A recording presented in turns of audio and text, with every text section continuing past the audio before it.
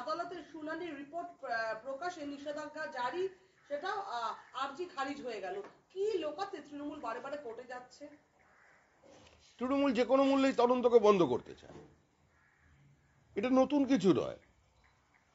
তদন্ত শুরু হওয়ার সময় থেকে তৃণমূল আপ্রাণ চেষ্টা করেছে এই তদন্তকে যাতে বন্ধ করা যায় এবং আইনি দীর্ঘসূত্রিতা যাতে বহাল থাকে।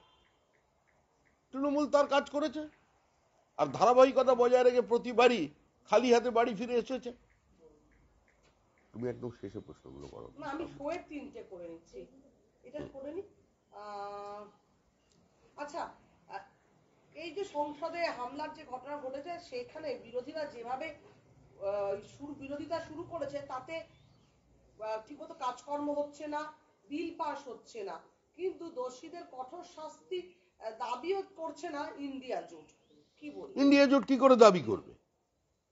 যে মেয়েটি ওখানে নিলাম, যাকে গ্রেপ্তার করা হয়েছে পার্লামেন্ট চত্বরের বাইরে থেকে, সে গত নির্বাচনে কংগ্রেসের হয়ে বক্তৃতা করেছে, তার ভিডিও ফুটেজ সামনে এসেছে। বিভিন্ন সময় যারা সিলেক্টিভ প্রতিবাদী আছেন, পশ্চিমবঙ্গ থেকেও কয়েকজন গিয়েছিলেন, তাদের পাশে দাঁড়িয়ে কৃষক আন্দোলনে অংশগ্রহণ করেছে। আর কৃষক আন্দোলনকে কারা ফান্ডিং করেছে, কারা 26শে জানুয়ারির দিন পার্লামেন্টের উপরে আক্রমণ করেছে, ভারতবর্ষের গণতান্ত্রিক ব্যবস্থাকে, ভারতবর্ষের সার্বভৌমত্বকে চ্যালেঞ্জ করার জন্য ওই দিনটাকে বেছে নিয়েছে, তো তাদের সঙ্গে মঞ্চ শেয়ার করেছে। তারা তো গ্রেপ্তারের দাবি জানাবে না। কলকাতায় বিভিন্ন লোকের সঙ্গে তাদের দেখা যাচ্ছে, তো তারা গ্রেপ্তারের দাবি জানাবে। সেগুলো চাপা দেওয়ার জন্য এই সমস্ত চিৎকার চলেছে। এই সংসদ হামলায় দেখা গেল বাংলার সঙ্গে যোগ রয়েছে নীলাক্ষর বাড়িতে তদন্তকারীরা। টুকরে গ্যাংয়ের পীঠস্থান হয়ে উঠেছে বাংলা। এই কাজ টুকরে গ্যাংয়ের কাজ না নিজেরাই টুকরে গ্যাং হয়ে গেছেন এখনো বোঝা যাচ্ছে না।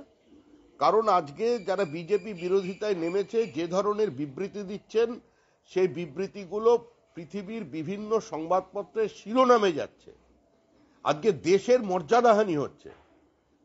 এই ধরনের মানুষ যারা সরাসরি এই গণতান্ত্রিক ব্যবস্থাকে চ্যালেঞ্জ করেছে, দেশের গণতন্ত্রের যেটা মন্দির সেখানে আক্রমণ করছে, আর তার সঙ্গে শব্দ জুড়ে দেওয়া হচ্ছে ক্রমবর্ধমান বেকারত্ব। পৃথিবীর কিছু লোক তাকিয়ে হাসছে আর কিছু লোক মজা নিচ্ছে, খবরের কাগজে শিরোনামে উঠে আসছে ভারত বিদ্বেষী কিছু মানুষজনের মনে। কলকাতার যে সুপার স্পেশালিটি হাসপাতাল এসএসকেএম কে একটা ডেন বলছেন বিচারপতি, আর বলেছেন সন্দেহের বাইরে রাখি না জ্যোতিপ্রিয় মামলা।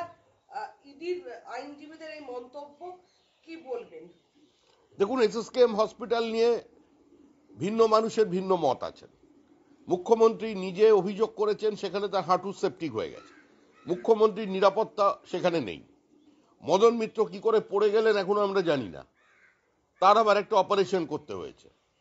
এর আগে মদন মিত্র পেশেন্ট ভর্তি করতে গিয়েছিলেন, যিনি ছিলেন ওইখানকার একজন অবিস্মরণীয় রক্ষাকর্তা সেই হসপিটালের, ওখানকার অবিসম্বাদিত নেতা, তার বিরুদ্ধেই আবার থানায় ডায়েরি হয়ে গেল। কুকুরের ডায়ালিসিস হলো, বিশুকে শিশু বানানোর প্রচেষ্টা হলো, তো এত কিছু তো চলছে, তো স্বাভাবিকভাবেই আদালতের অবস্থান জানিয়েছে।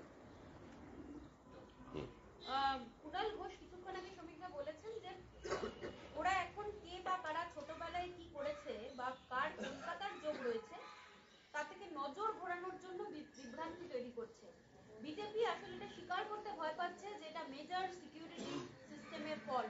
অমিত শাহ বরাবরের জন্য ব্যর্থ এবং তিনি ধারাবাহিক ব্যর্থতার প্রমাণ দিয়ে চলেছেন। সে বিচারটাও মানুষ করবেন। দেশের প্রধানমন্ত্রী অমিত শাহকে তার ক্যাবিনেটের গৃহমন্ত্রী বানিয়েছেন। রাত্রিবেলা ঘুমের মধ্যে অমিত শাহ ছবি দেখে আতঙ্কিত হন। আসলে হচ্ছে অমিত শাহর ভয়। অমিত শাহ 23 বলেছিল, শুনে হেসেছিলেন, বলেছিলেন 2019 বিজেপি ফিনিশ। আমাদেরই কিছু ভুলের জন্য আমরা 23-এ যেতে পারিনি, 18-এ থেমে গেছি। এবার অমিত শাহ 35 বলেছেন, 36 বলেছেন, কি হবে বুঝতে পারছেন না, ওই জন্য অমিত শাহকে টার্গেট করছেন। তৃণমূল কংগ্রেস নিজেদের ব্যর্থতা, নিজেদের অপদার্থতা এবং সর্বোপরি নিজেদের প্রাতিষ্ঠানিক লুট, আদালতের অবস্থান, বিভিন্ন সময় আদালতের তির্যক মন্তব্য, বিভিন্ন সময় আদালতের ধারাবাহিকভাবে পরাজয়, এসব থেকে মানুষের দৃষ্টি ঘোরানোর জন্য এবং সর্বোপরি এই কলকাতা কানেকশন বা এখানেই সেই মাস্টার মাইন্ড পুরো অপারেশনটার ছক তৈরি করেছিল কিনা, কারণ এটা খুব ছোট ঘটনা নয়, সাধারণ ঘটনা নয়, সে করেছিল কিনা সেটাই থেকে মানুষের দৃষ্টি সরানোর জন্য আজকে এই নতুন বিতর্ক তৈরি করার চেষ্টা করছে, কিন্তু সফল হবে না। কলকাতা কানেকশন নিয়ে যা বলা হচ্ছে সেটা আলটিমেটলি কি, এটাই এখন প্রশ্ন, যে সিকিউরিটির খামতি ছিল, কি করে একজন বিজেপি নেতা পাস দিল। ওরা এখন এটা এস্টাবলিশ করতে চাইছে যে তার কলকাতা কানেকশন রয়েছে, কিন্তু শুভেন্দু অধিকারী যদি ঝাঁপ দিত তবে তার কোন পরিচয় সামনে আনতো, তিনি বিজেপি না তৃণমূল? তার আগে বলুন না, উনি তো ধারাবাহিকভাবে পার্থ চট্টোপাধ্যায়কে আক্রমণ করে গেলেন, পার্থ চট্টোপাধ্যায়ের সাসপেনশনের গল্প মানুষের সামনে তুললেন। মুখ্যমন্ত্রী কি করে সেই পার্থ চট্টোপাধ্যায় প্রতিহিংসার রাজনীতির শিকার আজকে কথা বললেন, সেইটা মানুষের সামনে স্পষ্ট করুন, তারপর বিজেপির দিকে আঙুল তুলবেন। যে সংসদে পাস দিয়েছেন বিজেপির সেই নেতাকে, সেই সাংসদকে অবিলম্বে বরখাস্ত করতে হবে। পাসওয়ার্ড দিয়েছে বলে যদি মহুয়াকে বার করা হয়, তাহলে পাস দেওয়ার জন্য সেই বিজেপি নেতাকে ঘটনা ঘটার সঙ্গে সঙ্গে তৃণমূল পরিকল্পিতভাবে মহুয়া প্রসঙ্গকে সামনে টেনে এনেছিল। উনি সেই ব্যক্তি যিনি বলেছিলেন এবার থেকে মহুয়ার প্রশ্নের উত্তর মহুয়া নিজে দেবেন, দলের সঙ্গে এর কোনো সম্পর্ক নেই। একজন উচ্চশিক্ষিত নির্বাচিত জনপ্রতিনিধি, 15 লক্ষ মানুষের প্রতিনিধি, তিনি সচেতনভাবে দেশের সুরক্ষা, দেশের আভ্যন্তরীণ নিরাপত্তাকে একজন বিদেশি ব্যবসাদারের হাতে তুলে দিয়েছেন। আর এখানে একজন পাস ইস্যু করেছেন, দুটো এক ঘটনা নয়। রবীন্দ্রনাথেরও দাঁড়িয়ে আছে, কোনো প্রাণীরও দাঁড়িয়ে আছে। এই চর্চা কতদিন চলবে?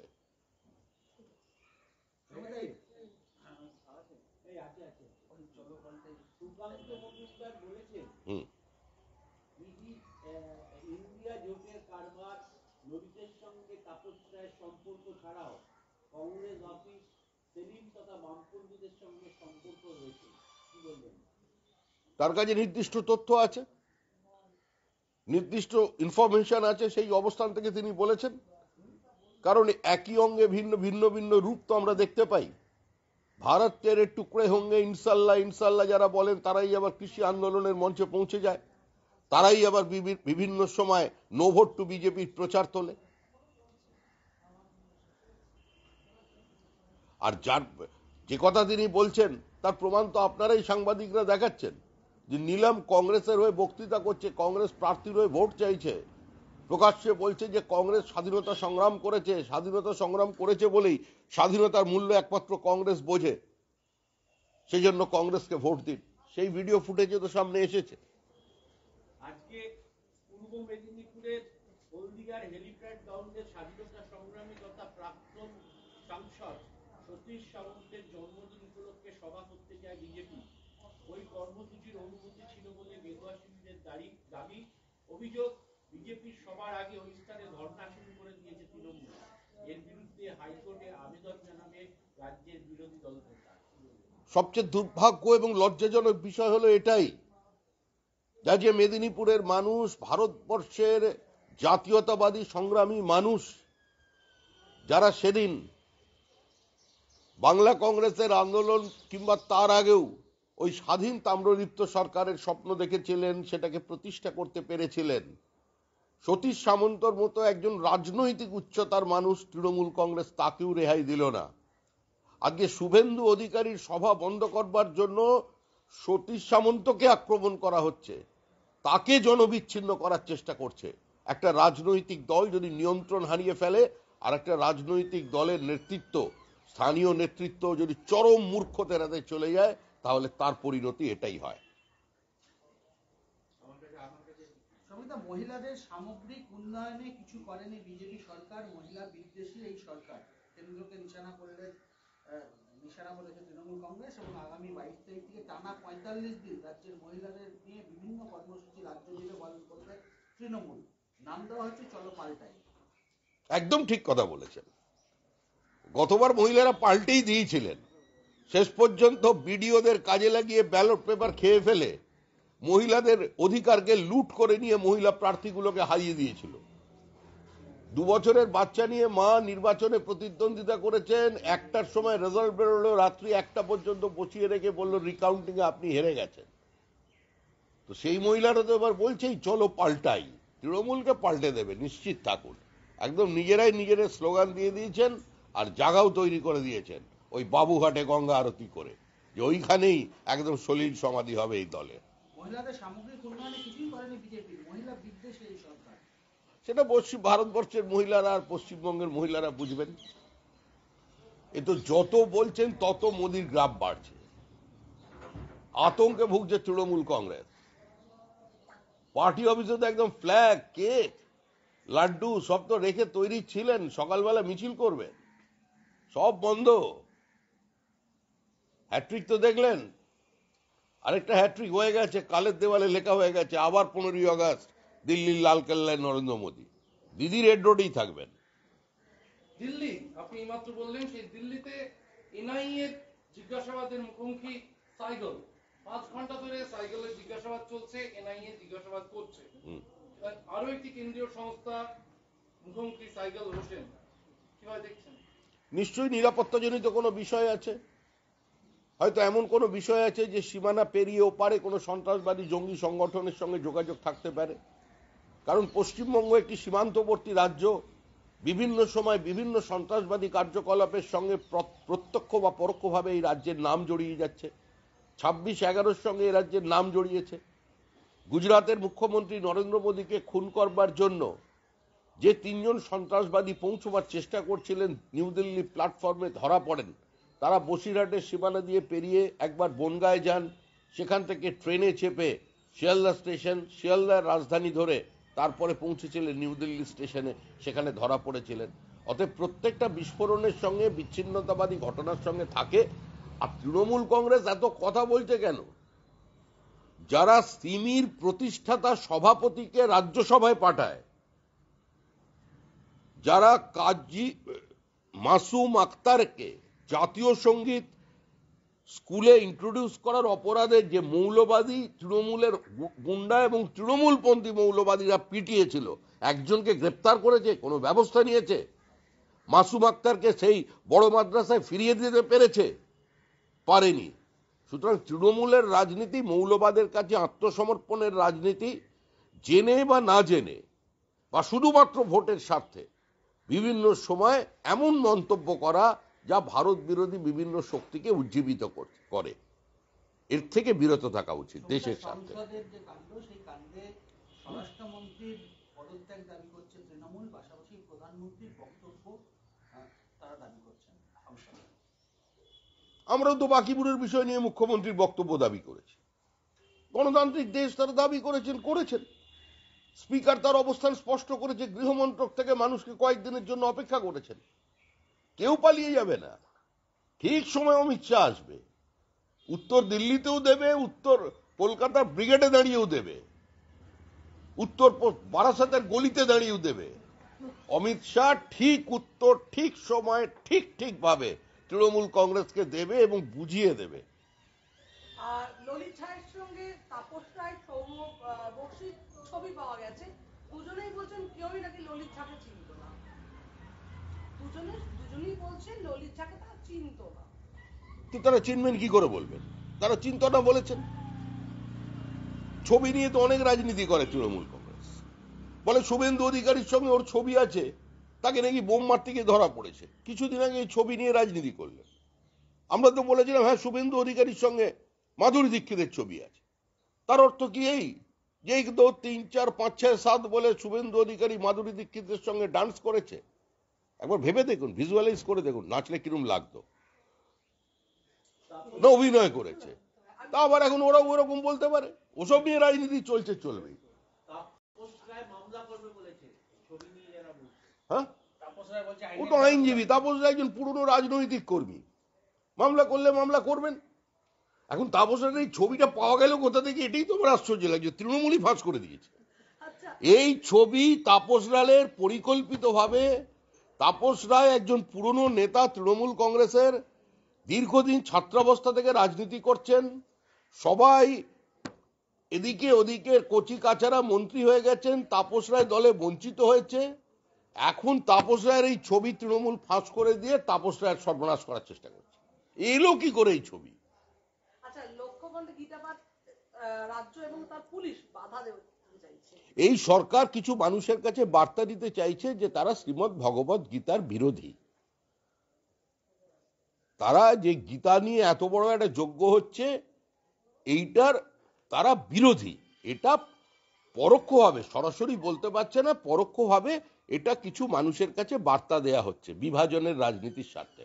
এই যে ইটভাটার ব্লাস্টটা হয়েছে সেটা নিয়ে শশী পাজা বলেছে মমতা ব্যানার্জি নাকি ইটভাটার নিয়ে সব থেকে বেশি ভাবছেন, যা কোনো সরকার আগে ভাবেনি। ইটভাটা নিয়ে সব থেকে বেশি মমতা ব্যানার্জি ভাবছে, যে আগে কোনো সরকার ভাবেনি। শ্রীমতী শশী পাঁজাকে আমি একটি অনুরোধ করব, একবার ইটভাটার মালিকদের সঙ্গে যোগাযোগ করতে, কারণ তাদের রাজনীতির কারণে এবং তাদের এই কয়লার এদিক ওদিকের কারণে যে দাম পৌঁছেছে, ইটভাটাগুলো কার্যত বন্ধ হয়ে যাচ্ছে। গোটা পশ্চিমবঙ্গের ইট শিল্প, ইট ভাটা শিল্প ধ্বংসের দিকে এগিয়ে চলেছে। এখনো মানুষ এই কারণেই ভাটাগুলো চালাচ্ছেন মালিকরা, যে ভাটা বন্ধ হয়ে গেলে পাওনাদাররা বাড়িতে গিয়ে কড়া নাড়বে, সেটা সামাজিকভাবে তাদের কাছে একটা অসম্মানের বিষয় হবে। তাই শুধুমাত্র ভাটা খোলা রেখেছে। লোকসানে চলছে ইট শিল্প, ভাটা শিল্প। ভাটা মালিকরা চরম বিপর্যয়ের মধ্যে আছেন। আর বসিরহাটে যে কৃষ্ণ ভাটায় বিস্ফোরণ হয়েছে, এটা বসিরহাটের অধিকাংশ মানুষ বলছেন আগে থেকে সেখানে বোমা রাখা ছিল। আগুন লাগাতে গিয়ে যে 4 জন মারা গেছেন তারা স্থানীয় মানুষ, তারা দরিদ্র শ্রমিক। আগে থেকে বোম রাখা ছিল, এটা একটা নাশকতা। এটা সেখানকার সাধারণ একাংশ মানুষের ধারণা। কারণ ওখানেও এটা তৃণমূলের সঙ্গে তৃণমূলের গন্ডগোল।